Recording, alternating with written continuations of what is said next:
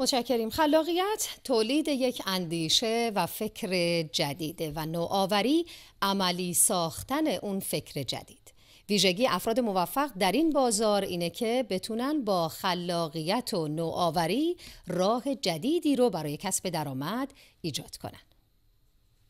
راستش من تو زندگیم دستاورد آنچنانی نداشتم. فرهاد، چهره‌ای که در تصویر می‌بینید، برای رسیدن به یک درآمد مناسب راه درازی را پیموده. وارد شرکت شدم، تابلو دست می‌گرفتم، کنار خیابون ماشین ثبت نام می‌کردم و بعد از اون یه تایم بیکاری رو داشتم. او برای فرار از بیکاری به فکر راه اندازی یک اپلیکیشن افتاد، اما پول کافی در بساط نداشت. خیلی جاها رفتیم برای گرفتن سرمایه، ولی خب متاسفانه دست رد به سینمون زدن. نهایت کمیته امداد دست ما رو گرفت برای یه تسهیلات 20 میلیونی. فرهاد ایده داشت. ایده او هم کارواش آنلاین بود. بنابراین مقصد بعدی او پارک علم و فناوری شد. مثلا کار ما حمایت از نوآوریه، ولی اگه نوآوریش هم کم باشه ولی ظرفیت اینو داشته باشه که بتونه در آینده نزدیک نوآوری رو در کارش سطحش رو ببره بالا، خب طبیعتاً میارزه که ما حمایتش بکنیم. اپلیکیشن کارواش آنلاین او تحت نظر پارک علم و فناوری راه افتاد. با این اپلیکیشن که در همین ابتدا ماهانه بیش از 600 درخواست دارد،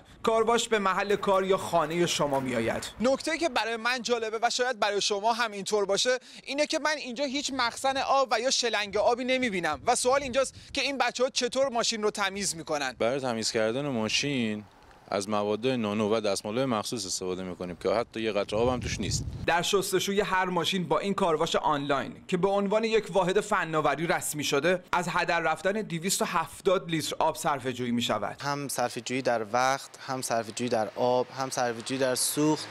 بسیار خوبه. بدونین که من ماشینمو ببرم داخل کارواش، دوستان زحمتش میکشن به آدرسی که ما میدیم، با همین اپلیکیشنی که نصب شده تشریف میارن. جوانان خوشفکر مانند فرهاد و ایده های نو زیادند که دولت هم نشان داده از فکر جدیدشان حمایت میکند. اینها میان به پارک مراجعه میکنن و از یک میز و صندلی و یک اکانت اینترنت گرفته تا مشاوره‌های مختلف و شروع کسب و کار رو ما بهشون میدیم. در 5 سال گذشته نزدیک به 600 شرکت دانش بنیان در پارک علم و فناوری ثبت شدند و به نحوی زمینه اشتغال 950 نفر هم فراهم شده. در شلوغی بازار اگر پیشنهادی به مشتریان بدید که کارتون رو از بقیه متمایز کنه، یقینا برنده اید. مثل فرهاد. حامد گلی، باشگاه خبرنگاران جوان، ساری.